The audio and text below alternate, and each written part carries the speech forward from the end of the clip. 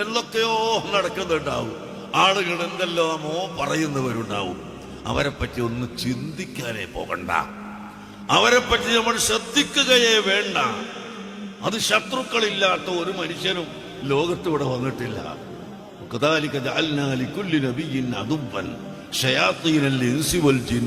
അള്ളാഹു ഖുർആനിൽ പറയുന്ന എല്ലാ നബിമാർക്കും ശത്രുക്കളുണ്ട്. ഷയാത്തീനൽ ഇൻസി മനുഷ്യ ശൈത്താൻ ഒന്നാമതായിട്ട്, വൽ ജിന്നി രണ്ടാമതായിട്ട്.